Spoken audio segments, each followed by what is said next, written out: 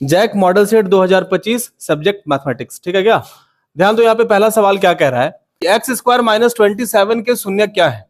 तो x square minus 27 का अगर आपको शून्यक निकालना है, तो जिसका शून्यक निकालना है, शून्यक आपको निकालना है एक्स स्क्वायर माइनस 27 का, तो उसको आप क्या करेंगे, 0 के बराबर कर लेंगे सीधा। ठीक है क्या? एमसीक्यू सॉल्व कर रहे हैं, जितना कम कर सके उतना अच्छा है। यहां से गौर करिए, यहां से क्या हो जाएगा, एक्स स्क्वायर माइनस 27 उधर जाएगा, क्या बन जाएगा, प्लस 27 बन जाएगा। ठीक है क्या? स्क्वायर को उधर भेजिएगा इस बार, तो प्लस माइनस क्या बनेगा, स्क्वायर रूट 27। चलो ठीक है, तो यहां से आ जाएगा प्लस माइनस रूट अंडर 27, तो 3 इंटू 3 इंटू 3। अब चेक करो, स्क्वायर रूट से आप क्या कर सकते हैं, जो पेयर में होता है उसको बाहर निकाल सकते हैं कि नहीं निकाल सकते हैं, एकदम निकाल सकते हैं। इसका मतलब यहां से क्लियर हो गया है कि x बराबर 2 3 है यहाँ पर, तो 1 3 बाहर और 1 रूट 3 फंस गया, तो 3 रूट 3 और साथ में क्या चल रहा था, प्लस माइनस, है ना। तो x is equal to plus minus 3 root 3। इसका क्या हो गया answer, option number B. Clear है क्या? चलिए बढ़ते हैं आगे, अगले क्वेश्चन पे ध्यान दीजिए। क्वेश्चन नंबर 2 क्या कह रहा है, ध्यान दीजिए। यदि किसी बहुपद का ग्राफ x अक्ष को कितने बिंदुओं पर, 3 बिंदुओं पर प्रतिच्छेद करता है, तो इसमें कितने शून्यक होंगे, तो इसके कितने शून्यक होंगे। तो आपको बताया गया था, याद है, y बराबर px का ग्राफ x अक्ष को जितने बिंदुओं पर काटता है उसका उतना ही शून्यक होता है। पता है कि नहीं पता है? अरे चेक करो, ऐसा वाला क्वेश्चन नहीं देखे थे आप क्या? चेक करिए, ये वाला x एक्सिस होता था, ये वाला y एक्सिस होता था, ठीक है क्या, और ये वाला कुछ ऐसे काट दिया, तो x अक्ष को कितनी बार काटा, 3 बार। समझ में आ रहा है कि नहीं आ रहा है? तो x अक्ष को जितने बिंदुओं पर काटेगा तो शून्यक भी उतना ही होता था, याद है? वही बात यहाँ पे ग्राफ नहीं देकर लिख दिया कि यदि किसी बहुपद का ग्राफ x अक्ष को कितने बिंदुओं पर, 3 बिंदुओं पर प्रतिच्छेद करे, तो x अक्ष को जितने बिंदुओं पर प्रतिच्छेद करेगा शून्यक भी उतना ही होगा। बात समझ में आ रहा है कि नहीं आ रहा है? तो भैया चूंकि 3 बिंदुओं पर प्रतिच्छेद कर रहा है, इसलिए इसका शून्यक भी कितना होगा, 3 होगा। हो गया, बस सिंपल। ठीक है क्या? बढ़े आगे, चलो देखो नेक्स्ट क्वेश्चन क्या कह रहा है। दो परिमेय संख्याओं के बीच कितनी परिमेय संख्याएं हो सकती है। अगर कोई दो परिमेय संख्या है तो उसके बीच कितनी परिमेय संख्या हो सकती है। ठीक है क्या? तो ध्यान दीजिएगा, दो कोई भी संख्या लीजिए आप, उनके बीच में परिमेय संख्या जो होती है वो अनंत होती है। ठीक है क्या? कोई भी आप दशमलव वाली संख्या ले लीजिए 1.1, ठीक है क्या, तो ये शांत है तो परिमेय संख्या होगा। चलो इसके बाद अगर आपको एक और लेना है तो ले लो 1.2, तो ये दोनों परिमेय संख्या है कि नहीं है? है, क्योंकि दोनों का दशमलव प्रसार शांत है तो दोनों परिमेय संख्या है। अब इसके बीच में कितनी परिमेय संख्याएं हैं, तो भैया इसके बीच में अनंत परिमेय संख्या है। 1.1 और 1.2 के बीच में अनंत परिमेय संख्या है। कैसे? देख लो, बहुत सारा हो सकता है। जैसे मानकर चलो ये अगर 1.1 है तो यहां से भी आप ले सकते हैं, इसके बाद 1.11 भी ले सकते हैं। नहीं, अरे फिर क्या ले सकते हैं, 1.1 इसको बढ़ा भी सकते हैं आप। किसी को मन करे तो 1.112 भी ले सकता है।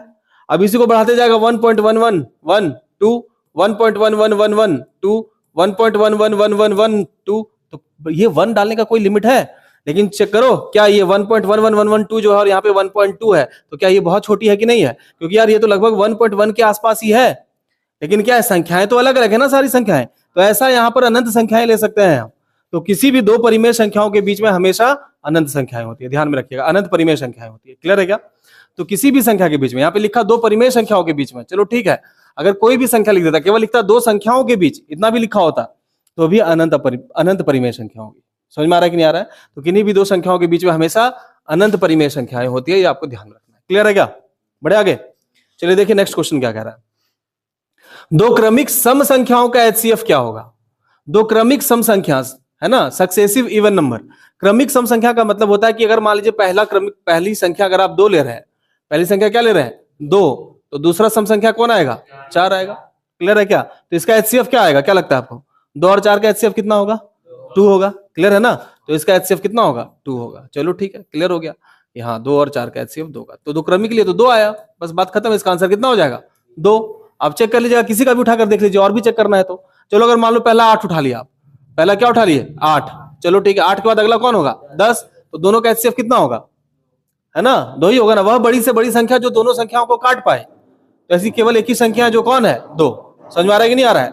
2 ही है जो दोनों को काट पाएगा। HCF का मतलब क्या, वह बड़ी से बड़ी संख्या जो दोनों संख्याओं को काट पाए। जो मतलब यहाँ पर सबसे बड़ी संख्या 2 ही है जो दोनों को काट पाएगा। क्या 4 दोनों को काट पाएगा? नहीं। क्या 8 दोनों को काट पाएगा? नहीं। इसका मतलब कि भैया इसका HCF कौन है, 2 है। इसका मतलब कि हमेशा दिख रहा है कि भैया जब जब दो क्रमिक सम संख्याएं ले रहे हैं तो उसका HCF कितना हो रहा है? 2 हो रहा है। क्लियर है क्या? अच्छा, अगर यहाँ पे सम नहीं लिखा होता और केवल लिखा होता दो क्रमिक संख्याओं का HCF क्या होगा, तो क्या लिखते? 1। क्यों? जैसे मान लो 1 होता और 2 होता, क्या होता? 1 होता और 2 होता। तो बताइए 1 और 2 अगर है तो ये दोनों क्रमिक संख्या है कि नहीं है? तो इनका HCF कितना होगा? 1, क्योंकि 1 के अलावा दोनों और किसी से नहीं कटेगा यार, चेक कर लो। 3 और 4 होता तो भी क्या होता? HCF 1 होता। यानी कि अगर दो क्रमिक संख्याओं का HCF पूछेगा तो आंसर 1, और दो क्रमिक सम संख्याओं का HCF पूछेगा तो क्या होगा आंसर? 2। क्लियर? चलिए बढ़ते हैं अगले सवाल पे, क्वेश्चन नंबर 5 पे ध्यान दो। दो चरों x y में रैखिक समीकरण ax plus by plus c बराबर 0 के कितने अधिकतम हल संभव है? अब बताइए किन्हीं भी दो चर वाले रैखिक समीकरण का कितना हल होता है? दो चर वाले रैखिक समीकरण का अनंत हल होता है। दो चर वाले रैखिक समीकरण का अपरिमित रूप से अनेक हल होता है। ध्यान दीजिए, चैप्टर में देखिए वहां पे लिखवाया हुआ है ना? क्या कह रहे हैं? ax plus by plus c बराबर 0।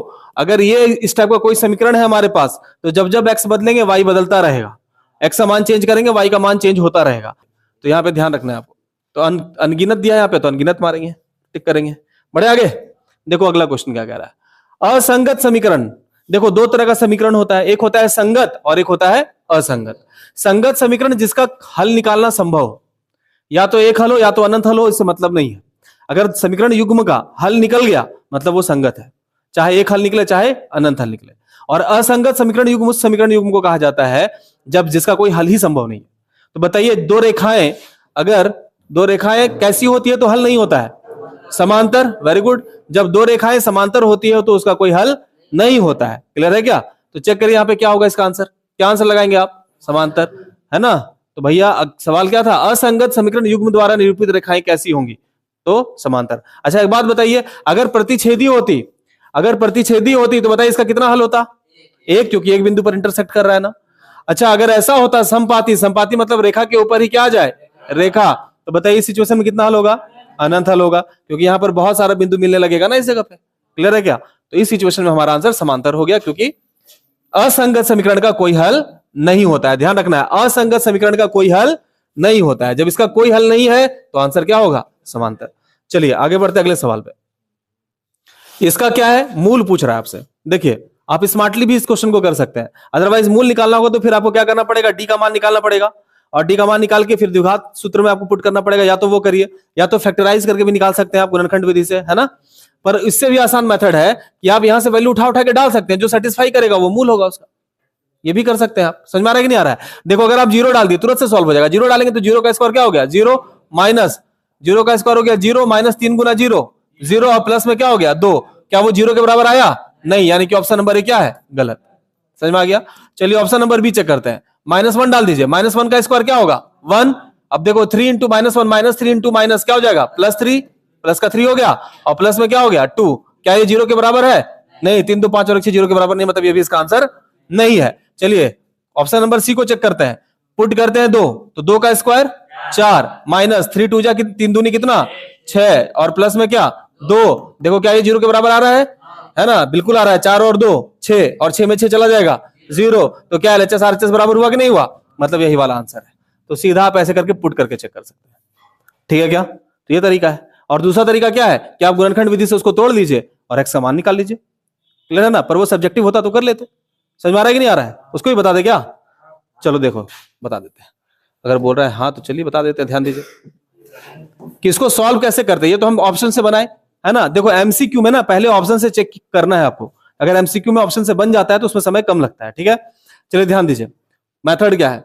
X square minus 3x plus 2 बराबर 0। केवल फैक्टराइज कर दीजिए, है ना? तो कैसे फैक्टर करेंगे आप इसका? एक्स स्क्वायर, ध्यान दीजिए यहां से, और इसको लिख सकते हैं आप क्या? देखो तो -2x माइनस x और प्लस में 2 बराबर 0। मिडिल टर्म को स्प्लिट कर दिए। क्लियर है क्या? -2x minus x minus 3x हो गया। अब चेक करो यहां से क्या करेंगे आप? कॉमन कर लेंगे आप। तो कॉमन करेंगे x, तो x माइनस 2 मिलेगा, और यहां से -1 कॉमन करेंगे तो यहां से क्या मिलेगा? x माइनस 2, और इज इक्वल टू में क्या हो जाएगा? 0। यहां पे चेक करो, दोनों में x माइनस 2 है तो कॉमन कर लीजिए।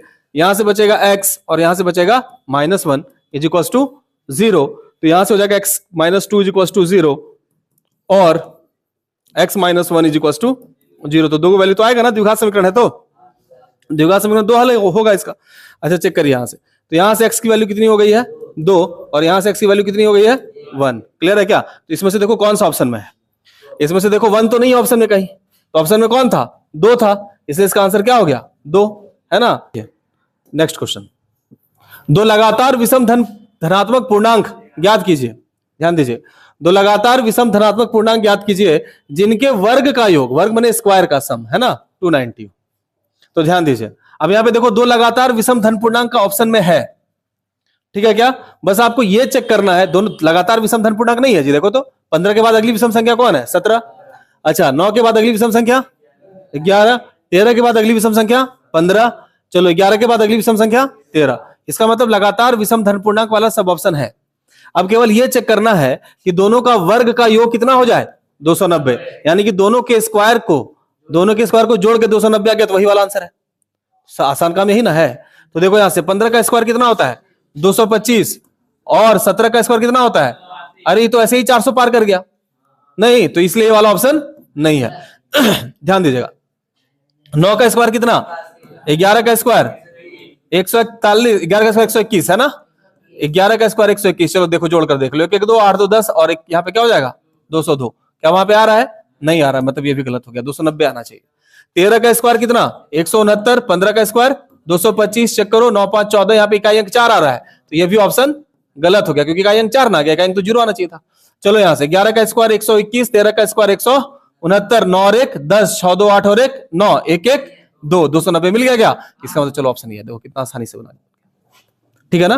तो ऐसे आप बहुत आराम से कर सकते हैं तेजी से। तो एमसीक्यू है, आपको किसी भी तरीके से आपको बनाना है तो काहे को लेंदी करिएगा इसको, है ना। फिर वही दूसरा तरीका है कि फिर एक्स वैक्स मानिए आप, तो यहां तो ऑप्शन से ही सीधा हो जा रहा है। क्लियर है क्या? तो जब भी एमसीक्यू रहे तो बिल्कुल होश में रहना है। अगर आपका वो एमसीक्यू ऑप्शन से सॉल्व हो जा रहा है इजीली, तो ऑप्शन से सॉल्व कर देना है। बात समझ में आ रहा है कि नहीं आ रहा है? चलिए आगे बढ़ते हैं, क्योंकि आपको तो आंसर से मतलब है वहां पे। ध्यान दीजिए, निम्नलिखित में से कौन एपी में है, ठीक है क्या? अच्छा, एपी में होने के लिए कंडीशन आपको पता है, कॉमन डिफरेंस सेम होना चाहिए, सार्वंतर समान होना चाहिए ना। चलिए देखिए यहां से, यहां पे देखो 2 और 2 कितना है 4, और 4 और 4 हो गया ना, यहाँ पे तो गड़बड़ हो गया ना। यहाँ पे यहाँ पे डिफरेंस है 2 का और यहाँ पे डिफरेंस है 4 का, तो गड़बड़ा गया। चलिए देखिए यहां से 1 और 2 3, 3 और 6 9, गड़बड़ हो गया, गड़बड़ हो गया। ध्यान दीजिए, ऑप्शन नंबर सी चेक कर रहे हैं, A2 माइनस A1 निकाल रहे हैं पहले, ठीक है क्या? A2 माइनस A1, तो देखो तो क्या हो जाएगा -6 माइनस ऑफ -10, तो -6 माइनस माइनस प्लस 10 में से 6 जाएगा कितना 4। चलो देखो उसके बाद दिखाते हैं हम क्या, A3 माइनस A2 चेक करते हैं, तीसरे पद में दूसरा पद को घटा के देखते हैं। अरे हर अगले पद में पिछला पद को घटाया जाता है ना, और चेक करते हैं सार्वंतर बराबर है कि नहीं। तो -2 में से किसको घटाना है -6 को। ध्यान दीजिए, तो यहां से आ जाएगा -2 माइनस माइनस कितना प्लस, और 6 में 2 जाएगा कितना हो जाएगा, अरे बराबर ही आ रहा है। चेक करो आगे एक और देख लेते हैं, एक और बार है तो। चलिए A4 में से घटाते हैं A3 को, चौथे पद में तीसरा पद, ये चौथा पद है और ये वाला कौन सा पद है तीसरा पद, तो 2 माइनस माइनस 2। क्लियर है क्या? तो चेक करके देखो यार, 2 माइनस माइनस मिलकर प्लस बना, और 2 और 2 मिलकर कितना हो गया 4। देखिए यहां पर क्या कॉमन डिफरेंस हर जगह पे सेम आया कि नहीं आया, सार्वंतर प्रत्येक स्थिति में समान है, तो ऑप्शन नंबर सी इसका क्या हो जाएगा आंसर। क्लियर हो गया कि नहीं क्लियर हो गया? चलिए ठीक है, बढ़े आगे। चलो देखो नेक्स्ट क्वेश्चन, 1 4 7 10 के 18वें पद का मान कितना है? 1 4 7 10 के 18वें पद का मान कितना है? ध्यान दीजिए, पहले एपी क्या दिया हुआ है, 1 4 7 10 डॉट डॉट ऐसे चल रहा है एपी, ठीक है क्या? अगर यहां से गौर करिए तो यहां पे प्रथम पद ए बराबर क्या दिख रहा है आपको ए, सार्वंतर अगर आप देखो तो डी बराबर है ना 4 - 1 बराबर कितना दिख रहा है 3। चलिए ठीक है, तो देखिए यहां से 4 - 1 = 3 दिख रहा है। अच्छा गौर करिए, निकालना कौन सा पद है 18वां पद। अच्छा बताइए 18वां पद बराबर क्या होगा, ए प्लस कितना डी, ए प्लस 17d, है ना। तो ध्यान दीजिए, तो A18 बराबर आपको पता है कि भैया ऐसा कितना सारा क्वेश्चन कर चुके हैं हम लोग, तो ए प्लस 17d।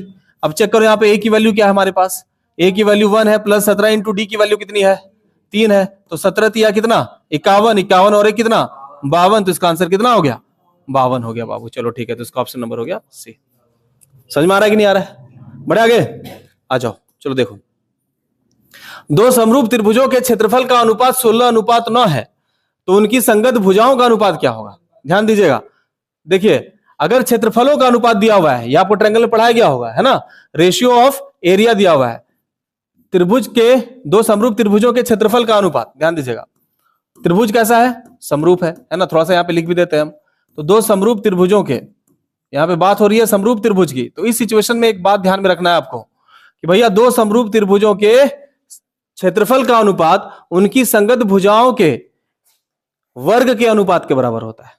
ये एक थ्योरम है, ठीक है क्या। तो ध्यान दीजिए, यहां से क्या है, सिंपल काम क्या करना है आपको, अगर क्षेत्रफल का अनुपात दिया हुआ है, किसका अनुपात दिया हुआ है, क्षेत्रफल का, ध्यान दीजिए अनुपात दिया है क्षेत्रफल का, तो क्षेत्रफल का अनुपात कितना दिया बाबू, क्षेत्रफल का अनुपात कितना दिया हुआ है, जल्दी बता दो, 16:9। चलिए ठीक है। अच्छा, निकालना क्या है आपको, निकालना क्या है आपको, भुजाओं का अनुपात, निकालना क्या है आपको, भुजाओं का अनुपात। चेक करिएगा, भुजाओं का अनुपात। तो आपको बता दें कि अगर भुजाओं का अनुपात दिया हो और क्षेत्रफल का अनुपात पूछ रहा हो तो दोनों को स्क्वायर कर देना है। अगर भुजाओं का अनुपात दिया हो और क्षेत्रफल का अनुपात पूछ रहा हो तो स्क्वायर कर देना है, और अगर क्षेत्रफल का अनुपात दिया हुआ है और भुजाओं का अनुपात बताना है तो क्या करेंगे, वर्गमूल कर देंगे। बात समझ में आ रहा है कि नहीं आ रहा है, तो स्क्वायर रूट कर देंगे। तो बताओ 16 का वर्गमूल कितना, 4, और 9 का वर्गमूल कितना, 3। तो आंसर क्या हो जाएगा, 4:3। बोलो समझ में आया कि नहीं आया, क्लियर है क्या। तो दो समरूप त्रिभुज में भुजाओं का अनुपात दिया है और क्षेत्रफल का अनुपात निकालना है तो क्या करेंगे, स्क्वायर करेंगे, और अगर क्षेत्रफल का अनुपात दिया है और भुजाओं का अनुपात पूछेगा तो वर्गमूल करेंगे। क्लियर है क्या, चलिए ठीक है, आगे देखते हैं। अगला सवाल देखो यहां से क्या कह रहा है, समचतुर्भुज के विकर्ण 6 सेंटीमीटर और 8 सेंटीमीटर है तो इसकी प्रत्येक भुजा की लंबाई क्या होगी। देखो समचतुर्भुज का विकर्ण दिया हुआ है 6 सेंटीमीटर और 8 सेंटीमीटर। चलो ये अच्छा सवाल है, देखिए ध्यान दीजिए यहां से।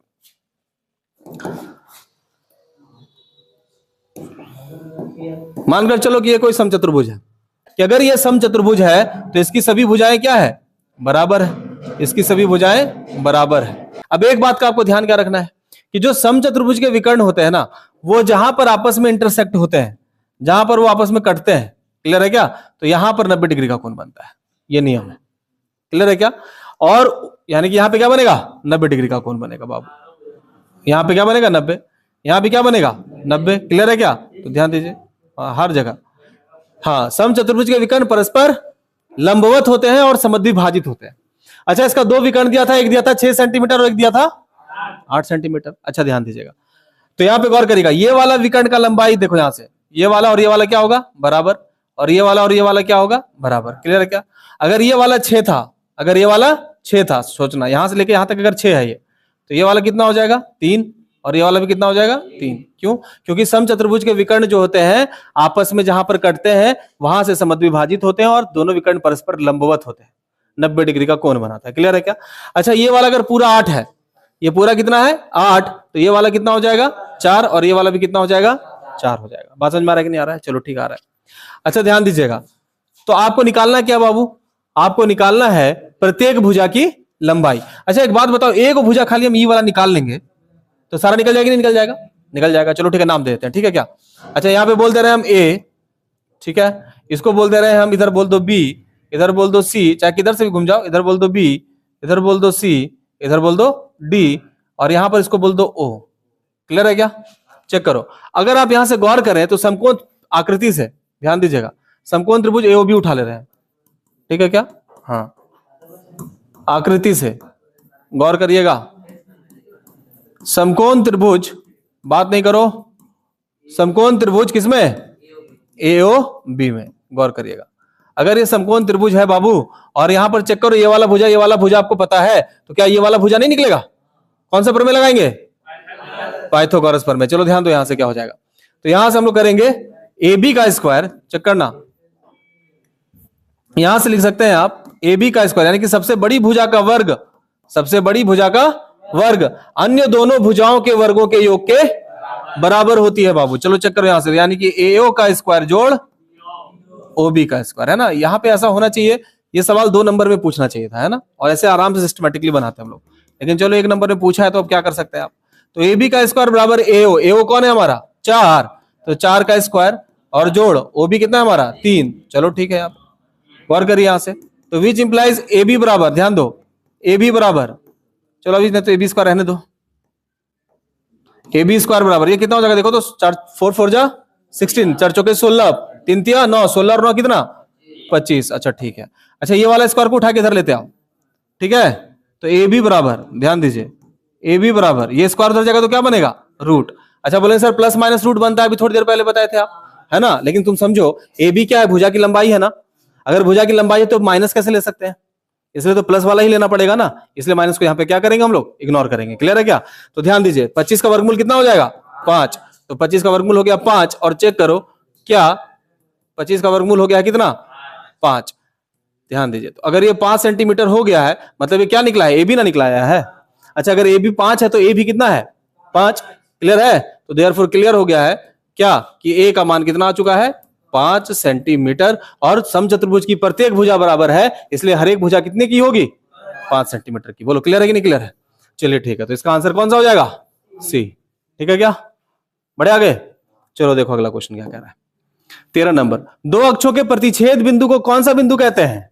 हाँ बिल्कुल, जहां पे एक्स अक्ष और कौन सा अक्ष वाई अक्ष कटता है, इस बिंदु को कौन सा बिंदु कहते हैं, इस बिंदु को कहते हैं बाबू मूल बिंदु। क्लियर है क्या, ओरिजिन कहते हैं इसको। ठीक है क्या। अच्छा मूल लिखा हुआ यहाँ पे थोड़ा गड़बड़ है, यहाँ पे इसको देना क्या चाहिए था, मूल बिंदु देना चाहिए था। ठीक है क्या, ऑप्शन नंबर बी। बढ़े आगे। हाँ इसी को इंग्लिश में ओरिजिन कहते हैं। चलो चेक करो आगे बढ़ते हैं। क्वेश्चन नंबर 14 क्या कह रहा है, वाई अक्ष से 5 इकाई युग्म और एक्स अक्ष पर एक बिंदु पी स्थित है। अच्छा बताओ कोई बिंदु एक्स अक्ष पे है तो उसका वाई क्या होगा 0 होगा। सिंपल है ना। अगर कोई बिंदु एक्स अक्ष पे है तो उसका वाई 0 होगा, ये आपको अच्छे से पता है। ठीक है ना। ध्यान दीजिए कहने का मतलब क्या है, गौर करिए, यह हमारा एक्स अक्ष है, यह हमारा वाई अक्ष है, और बिंदु कहीं एक्स अक्ष पे किसी भी तरफ है। ठीक है क्या। चलो इधर क्या होता है एक्स डैश और इधर क्या होता है वाई डैश। क्लियर है क्या, ये तो भैया एक्सिस का डायरेक्शन हो गया कुछ ऐसा। चलो ध्यान दो, अगर कोई बिंदु एक्स अक्ष पे है तो इसका मतलब उसका वाई क्या हो चुका है 0 हो चुका है। अच्छा और क्या बोल रहा है, वाई अक्ष से 5 इकाई युग्म दूर है। देखिए तो वाई अक्ष कौन वाला, ये वाला, और वाई अक्ष से 5 इकाई दूर है, तो 1 2 3 4 5। क्लियर है क्या। तो भैया ये वाला बिंदु का नाम क्या दीजिएगा आप, अगर ये वाला 1 था, ये 2 था, ये 3 था, ये 4 था, ये 5 था, तो बताइए इस बिंदु का नाम क्या देंगे आप। पॉइंट पी को क्या बोलेंगे आप, कोऑर्डिनेट बताइए इसका 5,0। देख लो ऑप्शन कौन सा है, चलो यार ऑप्शन नंबर ए। बस समझ में आ रहा है कि नहीं आ रहा है, क्लियर है, बोलिए क्या दिक्कत है। हाँ वहां पे एक्चुअली क्या है सुनिए, वाई अक्ष से 5 इकाई युग्म और एक्स अक्ष पर एक बिंदु पी स्थित है। आपको इसको समझना है कि एक्स बिंदु कहां पर स्थित है, एक्स अक्ष पे। तो ये तो क्लियर हो गया। अच्छा ये लिखा है क्या, वाई अक्ष से 5 इकाई दूर होना चाहिए था, यहाँ पे वाई अक्ष से 5 इकाई दूर ये लिखना चाहिए था यहाँ पे, तो लिखने में वहां पे गड़बड़ किया है, पेयर नहीं होता है, इसलिए आपको दिक्कत हो रहा है। बस समझ में आ रहा है कि नहीं आ रहा है, तो क्लियर होता, वाई अक्ष से 5 इकाई दूर लिखना चाहिए था उसको। क्लियर है, बढ़े आगे अभी। चलिए ठीक है, देखिए अगला सवाल क्या कह रहा है, यदि साइन ए बराबर 3/4 हो तो कौशिक ए का मान क्या होगा। लो क्या मजाक ही तो है यार, बोलो मजाक नहीं, इससे ज्यादा आसान अब क्या होगा कि साइन ए का मान दिया है 3/4 और पूछा किसका है, पूछा भी हो तो भैया इसका जस्ट उल्टा वाला का पूछा है। क्या साइन का उल्टा कौशिक नहीं होता है, और साइन 3/4 तो कौशिक, ये तो मुंह से बन जाएगा, इसमें कहीं दिक्कतें नहीं है। तो ऑप्शन नंबर क्या हो जाएगा ए। बढ़े आगे, क्योंकि साइन का उल्टा क्या होता है कौशिक। चलिए अब यहां पे एक सवाल आ रहा है, चेक करो, ध्यान दीजिएगा, क्वेश्चन आ रहा है, ध्यान दीजिएगा, सेक ए प्लस tan a और इंटू में 1 माइनस क्या रखा है साइन ए, और पूछा ये किसके बराबर है इसमें से। ये सवाल एनसीईआरटी का ही है, हम आपको बता चुके हैं। ध्यान दीजिए, जब देखो उधर साइन दिख रहा है और इधर सेक टेन दिख रहा है, तो इसको भी हम लोग को क्या करना है, साइन कॉस में बदल देना है। क्लियर है क्या। अच्छा बताइए सेक थीटा को अगर आप साइन कॉस में बदलेंगे तो क्या लिखेंगे सेक को, जल्दी बताओ। 1/cos है ना, अरे सेक होता है ना कॉस का उल्टा, तो सेक बराबर क्या लिखेंगे 1/cos। चलो ठीक है 1/cos है। tan को क्या लिखेंगे साइन ए बाई कॉस है। क्लियर है क्या, चलो क्लियर है। आगे देखो यहां से, यहां पे क्या चल रहा है हमारे पास 1 माइनस साइन ए चल रहा है। चलो ठीक है, ध्यान दीजिएगा यहां से, नहीं इसको क्या जब तोड़िएगा, ये तो ऑलरेडी साइन बना हुआ है हमारे पास है ना। इसमें क्या करेंगे एलसीएम ले लेंगे। चलो कॉस से क्या कर लेंगे एलसीएम। अच्छा अगर कॉस से दोनों में सेम बेस रूल है तो ऊपर वाला खाली कॉपी होगा, तो यहाँ पे क्या जाएगा 1 प्लस साइन ए हो जाएगा। चलिए ठीक है, तो ये वाला एक पार्ट आ गया। अच्छा इसके साथ मल्टीप्लाई कौन है 1 माइनस साइन ए। चलिए ठीक है, अभी देखिए ये वाला ऊपर के साथ मल्टीप्लाई होगा कि नहीं होगा, बिल्कुल होगा। ठीक है क्या, ध्यान दो, तो यहां से हम लिखेंगे 1 प्लस साइन ए इंटू 1 माइनस साइन ए ना। उसको चाहो तो आप एक स्टेप और दिखाना चाहे तो दिखा लीजिए, 1 प्लस साइन ए इंटू में 1 माइनस साइन ए, ऊपर वाला ऊपर से गुना हो जाएगा और बाई में क्या चल रहा है हमारा अभी, कॉस ए चल रहा है सर। चलो ठीक है, 1 प्लस साइन ए इंटू 1 माइनस साइन ए लगाइएगा, ए प्लस बी इंटू ए माइनस बी। तो ए प्लस बी इंटू ए माइनस बी बराबर ए स्क्वायर माइनस बी स्क्वायर। तो ए के जगह पे 1 है तो 1 का स्क्वायर 1 और माइनस बी स्क्वायर यानी साइन ए का स्क्वायर कितना, साइन स्क्वायर ए। अच्छा बाई में कितना, कॉस ए। अच्छा 1 माइनस साइन स्क्वायर थीटा बराबर क्या होता है, cos square theta. Very good है ना। तो 1 माइनस साइन स्क्वायर ए बराबर कॉस स्क्वायर ए लिखेंगे आप, और बाई में क्या रखेंगे, कॉस ए। अब चेक करो ये वाला कॉस से ये वाला स्क्वायर ए कटेगा कि नहीं कटेगा, तो इसका आंसर कितना आ जाएगा, कॉस ए आ जाएगा। ऑप्शन नंबर चेक करके जल्दी बताओ, ऑप्शन नंबर बी। क्लियर है क्या, सही है। बढ़े आगे, बढ़े आगे। चलो देखते हैं अगले क्वेश्चन पे, ध्यान दीजिए। कह रहा है क्या कि यदि tan a बराबर √3 है तो a का मान क्या होगा। चेक करो सवाल में क्या दिया कि अगर tan a बराबर क्या दिया है, √3। तो चेक करो यहां से, तो तुमको बस ये बताना है कि ये tan थीटा √3 में, हाँ tan कितना डिग्री का वैल्यू √3 होता है। तो तुम इसको ऐसे बनाना कैसे, चेक करो यहां से कि tan a बराबर, हालांकि तो एमसीक्यू आपको तो टिक लगाना है पर समझो, समझ सकते हैं कि a का मान क्या होना चाहिए 60। देखो क्योंकि ये जो √3 होता है ये tan में कितना डिग्री का वैल्यू होता है, tan में 60 डिग्री का वैल्यू होता है। tan से tan क्या हुआ, बैलेंस, tan से tan बैलेंस हो गया बाबू। तो a का मान कितना दिख रहा है आपको, 60 डिग्री। ऑप्शन नंबर चेक करो बी। बोलो सही है, बढ़े आगे। चलो ध्यान दो अगला क्वेश्चन क्या कह रहा है। जब किसी सीधे खड़े खंबे की छाया और उसकी ऊंचाई बराबर हो तो सूर्य का उन्नयन कोण का मान क्या होगा। देखो ये सवाल देखो, हाइट एंड डिस्टेंस में एनसीईआरटी में क्वेश्चन ऐसा नहीं है, लेकिन देखो आपको पूछ दिया। ये होता है कि कभी कभी एमसीक्यू को थोड़ा ट्विस्ट करता है, लेकिन आपको समझना पड़ेगा, कॉन्सेप्ट लगाइएगा समझ में आ जाएगा। चलो ध्यान दो क्या कह रहे हैं, गौर करिएगा, बात नहीं, गौर करिए। ये हो गया हमारे पास खंबा, क्लियर है क्या, और ये हो गया उसका छाया, ये हो गया उसका छाया। जैसे अगर हम लोग चलते हैं ऐसे ऐसे चलते हैं और पीछे से अगर रोशनी पड़ती है तो हम लोग का छाया कहाँ, जमीन पे ना बनता है ऐसे। तो बिल्कुल वही वाला चीज हो रहा है कि ये खंबा है और उसका छाया यहाँ पे। और क्या कह रहा है, गौर करिएगा, ये दोनों की लंबाई क्या है, बराबर। जितना बड़ा खंबा है उतना ही बड़ी परछाई है। अगर ऐसा कह दिया बाबू तो चेक करना हम क्या कह रहे हैं, ध्यान देना यहाँ पे। ऐसे केस में हम लोग को क्या करना है, ये वाला हो गया खंबा और ये वाला हो गया परछाई, ठीक है क्या, ये वाली हो गई परछाई, ठीक है क्या। तो चलिए अब बोल रहे तो सूर्य, तब कहीं सूर्य तो उसके पीछे रहा होगा जरूर, ऑब्वियस। चलिए ध्यान दिए, सूर्य तो कहीं यहाँ ऊपर रहा होगा। तो बोल रहा है कि सूर्य का उन्नयन कोण क्या होगा। तो भैया चेक करिए यहां से, तो ये बना रहे हैं अब हम उन्नयन कोण। चलो ये बन गया उन्नयन कोण, गौर करिएगा। तो पूछ रहा है आपसे क्या कि ये वाला कोण कितना होगा, ये वाला कोण आपसे पूछ रहा है कि कितना होगा, बस। अब क्या बोल दिया देखो, तो बोल रहा है यहाँ पे क्या कि जो ये वाला है ना इसके क्या है, बराबर। अच्छा गौर करिए, चलो ट्रायंगल का नाम दे देते हैं फिलहाल हम। ए बी खंबा है हमारा, बीसी परछाई है, ठीक है क्या। हमको ये कोण बताना है कि भैया सूर्य का उन्नयन कोण, सूर्य कहीं यहाँ पे है, समझ में आ रहा है कि नहीं आ रहा है। और हमको जानना है कि सूर्य का उन्नयन कोण क्या होगा, थीटा जानना है। और क्या बोला कि दोनों खंबा आपस में क्या है, बराबर। अगर दोनों खंबा आपस में बराबर होना तो दोनों को बराबर वैल्यू ले लीजिएगा। तो बराबर लेना हो तो सबसे छोटा वैल्यू क्या, 1। तो इसको भी कितना ले लेंगे, 1। बोलिए का है 1 सर, हमको मन करेगा 5-5 लेंगे तब, तो तुम लो यार, तुम 5-5 भी लेगा तो भी कोई दिक्कत नहीं है। तो 5/5 फिर करेंगे तो कट के कितना हो जाएगा, 1/1, क्योंकि हम तो लेने वाले हैं 10 ही ना। क्यों, क्योंकि p/b ही तो लगाएंगे, क्योंकि परपेंडिकुलर दिया और क्या दिया है, बेस। दोनों वैल्यू बराबर है, तो जब दोनों वैल्यू को बराबर बोले तो दोनों का आप 1-1 ले लीजिए, ज्यादा आसान है। अदरवाइज x भी लेना चाहे, 5-5 लेना चाहे, जो लेना चाहे ले सकते हैं, पर इजी करने के लिए हम लोग 1-1 ले लिए। अब देखो यहां से अगर p दिया है, b दिया, तो p और b में रिलेशन कौन बताता है हमको, कौन सा रेशियो, tan थीटा। चेक करो यहां से लगाएंगे tan थीटा, tan थीटा बराबर परपेंडिकुलर बाई बेस, है ना। यहाँ पे समकोण त्रिभुज है, परपेंडिकुलर बाई बेस, तो AB बाई BC यानी कि 1/1। चेक कर यहां से, तो tan थीटा बराबर क्या हो चुका है, 1। वैल्यू निकालना है tan थीटा का, बताइए कितना डिग्री पे 1 होता है, tan 45। tan से tan क्या हो गया, बैलेंस। तो थीटा का मान कितना आ गया, यही है भैया सूर्य का उन्नयन कोण। बोलो बात समझ में आया कि नहीं आया, यही है सूर्य का उन्नयन कोण। क्लियर हो गया सबको। ऐसे सवाल में ऐसे करना है आपको आराम से, ठीक है, आराम से बन जाएगा यार। जब दोनों को बराबर करना हो ना, दोनों को बराबर कुछ भी ले लीजिएगा। हम तो 1-1 लिया ना, आपको क्या मन है वही ले लेंगे। आपको मन है x लेने का तो आप x भी लीजिएगा तो भी तो बन जाएगा ना, कि tan थीटा लीजिएगा अगर आप इसको x लीजिएगा तो इसको भी कितना लेना पड़ेगा, x। तो x/x को भी अगर आप काटिएगा तो वैल्यू कितना हो जाएगा, 1। समझ में आ रहा है कि नहीं आ रहा है, तो वही ना आ जाना है।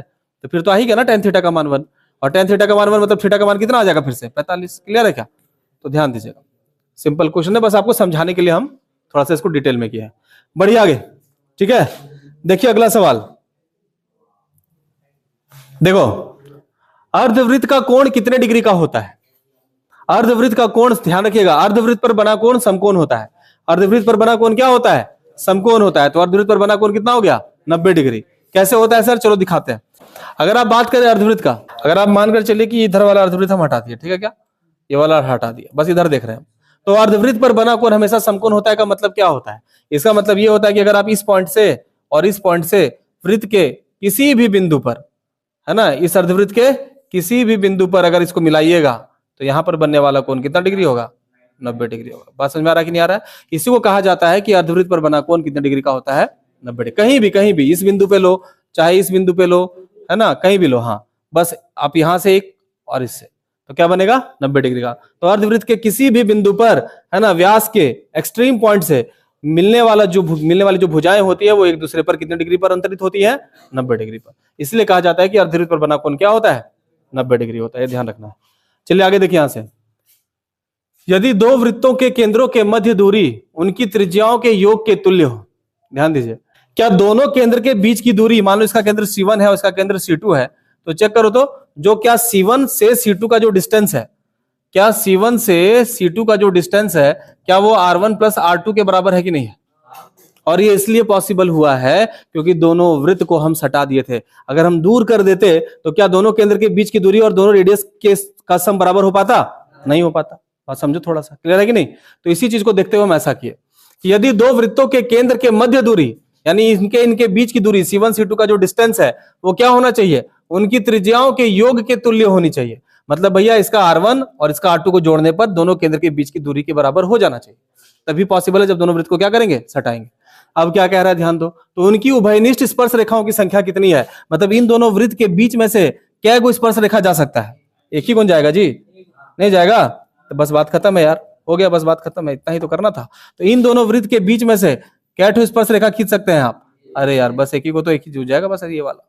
क्लियर है क्या? तो बस एक ही स्पर्श रेखा हम इसमें खींच सकते थे। तो यही हो गया इसका आंसर। तो इसका आंसर क्या देंगे आप? 1। क्लियर है क्या? बस यही एकमात्र स्पर्श रेखा खींच सकते थे। चलिए, यही एक स्पर्श रेखा खींच सकते हैं। तो ऑप्शन नंबर क्या हो जाएगा? ए। बढ़े आगे, बढ़े। चलो देखो अगला सवाल क्या कह रहा है। वृत्त के केंद्र से समदूरस्थ जीवाएं आपस में, ध्यान रखिएगा, वृत्त के केंद्र से जो जीवाएं आपस में समान दूरी पर होती हैं उनकी लंबाई भी समान होती है। क्या बात हम कहना चाह रहे हैं? चलो चेक करिए, चेक कराते हैं आपको हम। जैसे मानकर चलिएगा कि ये हम एक वृत्त बनाए, ठीक है क्या? अभी ध्यान दीजिए हम क्या कहना चाह रहे हैं बाबू। चलो ठीक है, थोड़ा सा साफ दिखेगा ऐसे। अगर यहाँ पे इसका केंद्र है, यहाँ पर इसका क्या है? केंद्र है।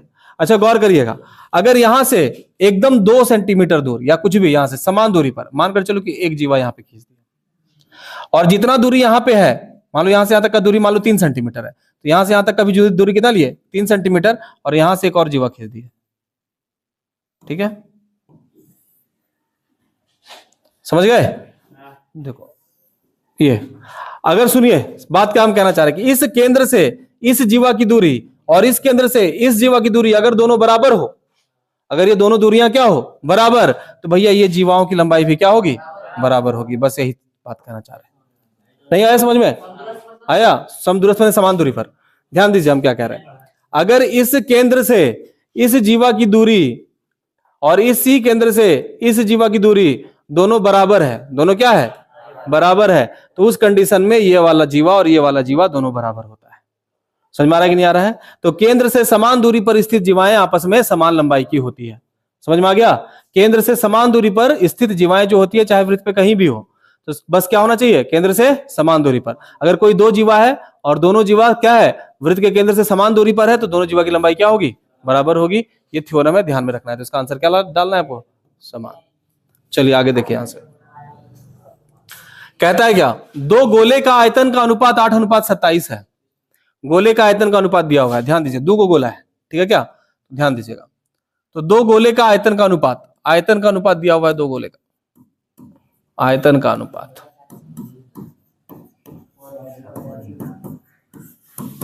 है ना? आयतन का अनुपात कितना दिया है? चेक करो, 8:27। चलो ठीक है। और क्या पूछा है? क्षेत्रफल का अनुपात, ठीक है क्या? तो उसके क्षेत्रफल का, पृष्ठ क्षेत्रफल का अनुपात क्या है? क्या? गोला। क्या है? गोला है। चलो ध्यान देना, देख रहे हैं हम लोग गोला। अच्छा देखो तो, अगर गोले का आयतन कितना होता है 4/3 पाई आर क्यूब, तो मानकर चलो कि 4/3 पाई R1 का क्यूब, गोला दो ठो है, एक का रेडियस बोल दिया R1, दूसरे का बोल देंगे R2, तो दूसरा हो जाएगा 4/3 पाई R2 का क्यूब। अब देखो क्या क्या बराबर कितना दिया है 8:27, मतलब 8/27। चेक करो यहां से 4/3 से 4/3 कटा, पाई से पाई कटा, तो R1/R2 का होल क्यूब यहां से लिख सकते हैं आप इसको, R1/R2, चूंकि दोनों पे क्यूब चढ़ा हुआ है ना, तो क्या लिखेंगे होल क्यूब। अच्छा बताइए यहां से R1 और R2 है ना रे बाबू, वो तो बाकी जो कटा था कट गया, तो R1 R2 अलग अलग रेडियस है। अच्छा देखो अगर ये क्यूब के फॉर्म में है तो क्यों ना इसको भी क्यूब के फॉर्म में चेंज कर ले। तो चेक करो यहां से क्या हो रहा है, ये जो 8/27 है, तो क्या हम इसको लिख सकते हैं 2 का क्यूब, और 27 को किसका क्यूब लिख सकते हैं 3 का क्यूब। बोलो क्लियर है क्या। दो गोले के आयतन का अनुपात दिया था, कितना दिया था 8:27, ये ना दिया था जी। तो मान लो देखो यहाँ पे जब दो गोले का आयतन था तो एक का त्रिज्या R1 लिए, दूसरा का त्रिज्या R2 लिए, तो 4/3 पाई R1 का क्यूब बटे 4/3 पाई R2 का क्यूब, जो जो कटा काट दिए, तो बचा R1/R2 का, दोनों पे क्यूब था तो होल क्यूब लगा दिए। अच्छा अगर ये वाला होल क्यूब के फॉर्म में, तो इसको भी होल क्यूब के फॉर्म में लाने की कोशिश किए, तो 8 को किसका क्यूब बोलिएगा 2 का, और 27 को 3 का, तो दोनों का होल क्यूब लगा सकते हैं ना ऐसे। अच्छा क्यूब से क्यूब बैलेंस हुआ, R1 की जगह पे कौन बैठा है 2, और R2 की जगह पे कौन बैठा है 3, तो दोनों का त्रिज्या पता चल गया कि नहीं पता चल गया। तो हम तो यही चाहिए था हमको, यहाँ पे ध्यान दीजिए, यहां से गौर करिए, त्रिज्या थोड़ी निकालना है, क्षेत्रफल का रेशियो निकालना है। सुनिए इसका मतलब क्या है, R1 बराबर आ गया आपके पास कितना 2, और R2 बराबर कितना आ गया 3, दिख रहा है। R1 का मान कितना आ गया 2, और R2 का मान 3। अब निकालना क्या है क्षेत्रफल, तो अब हम लोग करते हैं यहां से पृष्ठ क्षेत्रफल का अनुपात। अच्छा गौर करो, पृष्ठ क्षेत्रफल का अनुपात अगर आपको निकालना है तो गोले का पृष्ठ क्षेत्रफल कितना होता है ना, गोला है हाँ, तो 4 पाई R स्क्वायर, तो 4 पाई, और पहले वाले का R1 लिए थे तो R1 का स्क्वायर, और बटे में 4 पाई R2 का स्क्वायर। क्लियर है क्या। ध्यान दीजिए 4 पाई से 4 पाई कट गया, और R1/R2, R1 का मान भी है, R2 का भी मान है आपके पास, बस पुट कर दीजिए। R1 का मान कितना था 2 का स्क्वायर, कितना हो जाएगा 2 का स्क्वायर, और बटे में किसका स्क्वायर 3 का स्क्वायर, तो 2 का स्क्वायर कितना 4, 3 का स्क्वायर कितना 9, यानी कि कितना 4:9। ऑप्शन में है ऑप्शन नंबर डी। क्लियर है क्या। बढ़े आगे बढ़े, चलिए ध्यान दीजिए।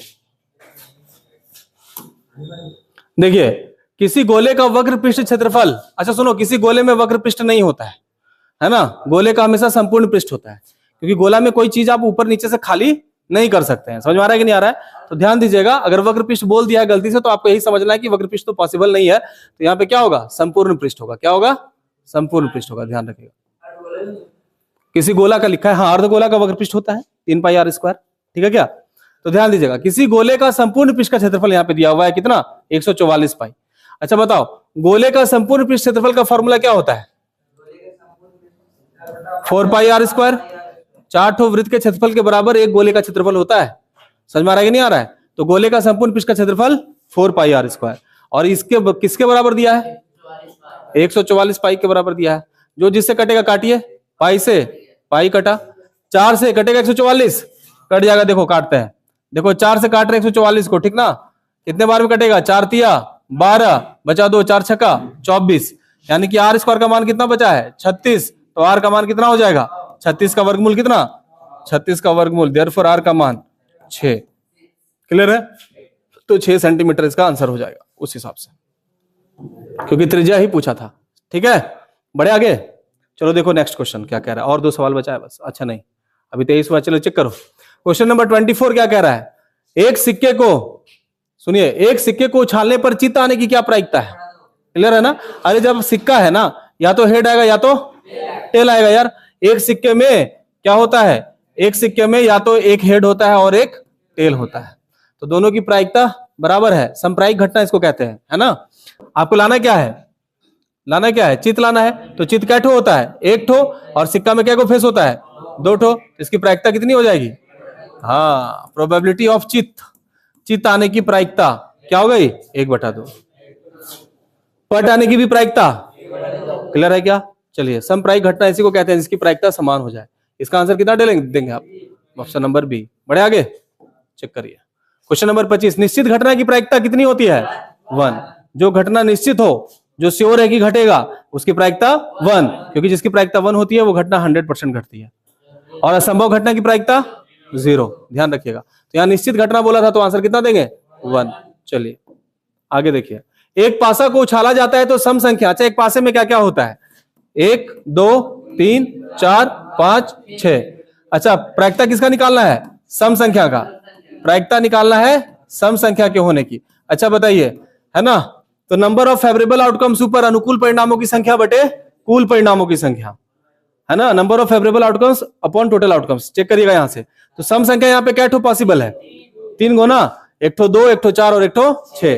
तो सम संख्याओं की संख्या कितनी है? 3 है। और टोटल फेस में कितना फेस था? तो 3/6। काट दीजिए, 3 एकम 3, 3 दूनी 6, तो 1 बटे कितना हो गया? 2। तो ये इसका क्या हो जाएगा? Answer option number A. चलिए आगे चेक करते हैं। क्वेश्चन नंबर 27 देखो, गौर करिएगा। x + 2 x और 4x + 1 बोला समांतर श्रेणी में है, तो आपको पूछा x का मान। ध्यान दीजिएगा क्या दिया हुआ है? x + 2, 3x, 4x + 1 क्या है? एपी में है। किसमें है? एपी में है। अगर ये एपी में है तो x का मान पूछ रहा है। अच्छा ये 3 पद दिया हुआ है एपी का, अगर ये एपी में होगा तो सार्वंतर बराबर होगा कि नहीं होगा? यानी कि जो a2 - a1 होगा वो a3 - a2 के बराबर होगा कि नहीं होगा? अगर हम दूसरा पद में पहला पद घटा दें, चेक करो दूसरा पद कौन है? 3x। ध्यान दीजिएगा, इसका मतलब है कि दूसरा पद में अगर हम पहला पद घटा दें, ठीक है, तो वो बराबर हो जाएगा किसके? जब तीसरा पद में दूसरा पद को घटाएंगे तो उसके 4x + 1 - 3x। बोलो नहीं समझ में आया? आया? अरे दूसरा पद में पहला पद घटा देंगे तो वो बराबर होना चाहिए किसके? जब तीसरा पद में दूसरा पद को घटाएंगे तो उसके बराबर होना चाहिए। ये तो सार्वंतर कहता है एपी में। चेक करो, अब इसको सॉल्व कर देंगे। तो 3x - x - 2, ठीक है क्या? वहां पे गौर करिए, 4x में से 3x जाएगा तो 1 x बचेगा और प्लस में क्या हो जाएगा? 1। अच्छा देखो यहां से 3x - x कितना x बच जाएगा? 2x। वो प्लस x को उठा के इधर लेते आओ तो क्या हो जाएगा? -x। ये वाला इधर आ गया तो चलो यहाँ पे 1 था, ये -2 को उधर लेते जाओ, क्या बन जाएगा? +2। क्लियर है? अच्छा 2x में से x कट जाएगा, कितना x बचेगा?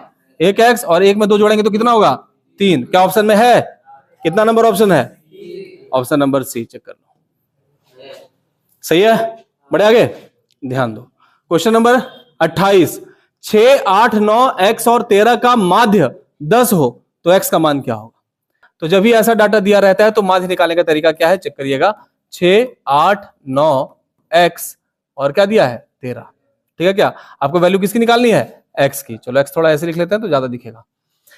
तो माध्य का मतलब क्या होता है कि जितनी भी संख्याएं दी गई है उन सभी का योग, और संख्याएं जितनी थी उतना नंबर से भाग लगाना। जैसे एवरेज नहीं निकालते थे औसत, वैसे ही। तो चेक करिए, सबको जोड़ना है आपको। तो 6 + 8 + 9 + x + 13 बटे क्या तो संख्याएं हैं? 1 2 3 4 5। तो इसको डिवाइड किससे करेंगे? 5 से। और इसकी जो वैल्यू दी हुई है ना, इसका जो वैल्यू दिया है वो कितना दिया हुआ है? 10। माध्य का मान कितना दिया हुआ है? 10। चलो ठीक है, अब गौर करिए यहां से क्या हो जाएगा बाबू। तो विच इंप्लाइज, यहां से गौर करिए। 8 से 14, 14 और 9 23, 23 और 10 33 और 3 36। तो 36 + x हो जाएगा क्या? 36 + x। और बराबर चेक करो तो यहां से ये 5 भागा में उधर जाके गुना हो जाएगा। 5 10 जा कितना हो जाएगा? 50, 5 दिया 50। तो x का मान हो जाएगा बाबू 50 - 36 बराबर में कितना? कितना? 14। क्या ऑप्शन में है? Option number C. बढ़े आगे, चेक करो क्वेश्चन नंबर 29। ध्यान दीजिए, बहुलक। अच्छा बहुलक का मतलब जो बहुत बार आए। हाँ, जो बहुत बार आए वही है बहुलक। अच्छा बताओ इसमें सबसे ज्यादा रिपीटेशन कौन से नंबर का हो रहा है?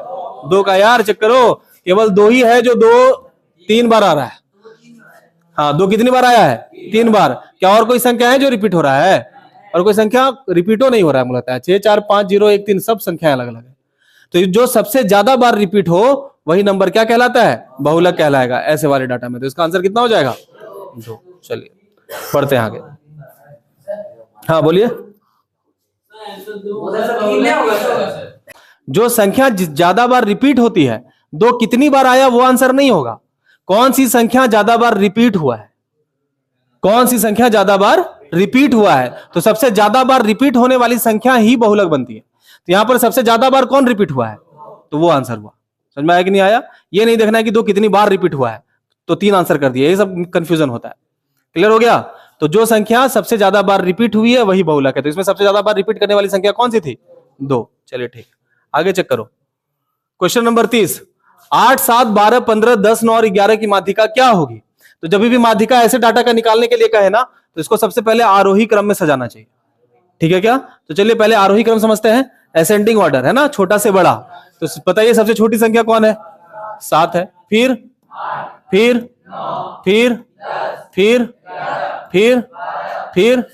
15। तो यार सजा लिया हम पहले, है ना। अब क्या करना है, चेक करो। सबसे बीच वाली संख्या उठा लेनी है आपको। तो इसके बीच वाली संख्या कौन दिख रही है ना? आधे उधर जाओ, आधे उधर जाओ, तो बीच वाली जो संख्या है वही इसका क्या है? माध्यिका। तो इसका आंसर क्या हो गया? ये क्या हो जाएगा? माध्यिका। बोलो, बात समझ में आया कि नहीं आया? आंसर क्या हो गया? 10। बोले क्लियर है? तो चलिए यहां पर हम लोग आज क्या किए, एमसीक्यू टाइप जितना भी क्वेश्चन था जैक मॉडल सेट का, वो हम लोग आज के क्लास में देखे हैं। और इसके बाद अगले क्लास में हम लोग क्या करेंगे, 2 मार्क्स वाला क्वेश्चन और 3 मार्क्स वाला क्वेश्चन को सॉल्व करेंगे। ठीक है, चलिए।